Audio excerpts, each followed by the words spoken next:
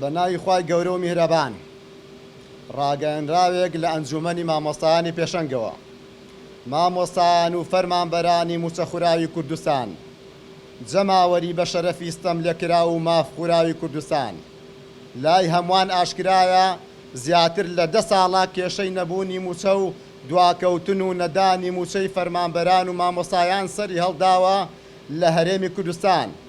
ئۆباڵی ئەو ستەمە گەورە و بەردەوامە بە پلەی یەک لە ئەستۆی حکوومەتی ماوە بەسەرچووی هەرێمی کوردستانە کە نەیتوانیوە موچە و شایستە دارایەکانی مامۆستایان و فەرمانبەران دابین بکات.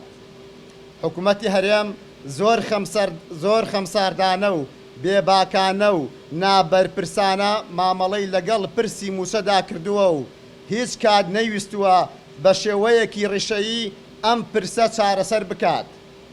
دەسەڵات لە هەردوو دەڤەری هەولێر و سلێمانی پرسی موچەی وەک چەکێک بەکارهێناوە لە یەکلاییکردنەوەی ململانە سیاسیەکاندا. ئێمە لە ئەنجومەنی مامۆستایانی پێشەنگ وەک هەستکردن بە بەرپرسارەتی ئەم سیاسەت و ڕەفتار و هەڵسوکەوتانەی دەسەڵات و حکوومەتی هەرێم ڕەت دەکەینەوە و بە هەموو شێوەیەک پشتیوانی و پشتگیری لە ماف و داواڕەواکانی مامۆستایان و فەرمانبەران دەکەین. داواکارین بە زووترین کات دەست بە دابەشکردنی موچە بکرێت و لەوە زیاتر ستەم لە مامۆستایان نەکرێت و یاریکردن بە هەست و ژیانی مامۆستا و موچەخۆران ڕابگیرێت و ئەم داواکارانەمان بە زووترین کات جێبەجێ بکرێت. 1.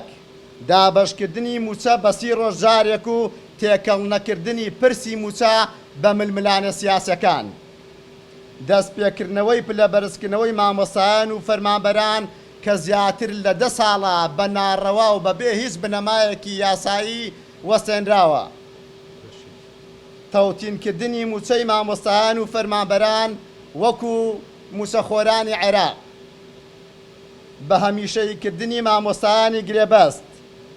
دیاریکردنی چارەنووسی موچە پاشەکەتکراوەکانی ساڵانی ڕابردوو ئەو قەرزەی کە خۆیان دانیان پێداناوە و ئێستا لە ملی دەسەڵاتی حکوومەتی هەرێمی کوردستانە داواکارین بەلایەنی کەم ڕقم حسابیەک بکرێتەوە و ئەو قەرزە تیادا بنرێن و بەلای کەمەوە لە هەنگاوی یەکەمە بتوانرێت ئەو قەرزانەی لای مامۆستا و فەرمانبەرانە لەو پارەیە دەربکرێت.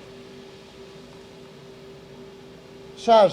پێدانی شایستەی دارایی 12 مانگی خانەنشینان کە زیاتر لە 30,000 مامۆستا و فەرمانبەر خانەنشین کراوە و ئەو 12 موچەی پێ نەدراوە. لە ئەگەری بەدەمەوە نەهاتن و جێبەجێ نەکردنی ئەم داواکاریانە هەموو ڕێگەیەکی یاسایی و مەدەنی لە بەردەمماندا کراوەیە بۆ فشاری زیاتر و بەدیهێنانی داواکاری و ئامانجەکانمان. ئەنجومەنی مامۆستایانی پێشەنگ 6/7/2026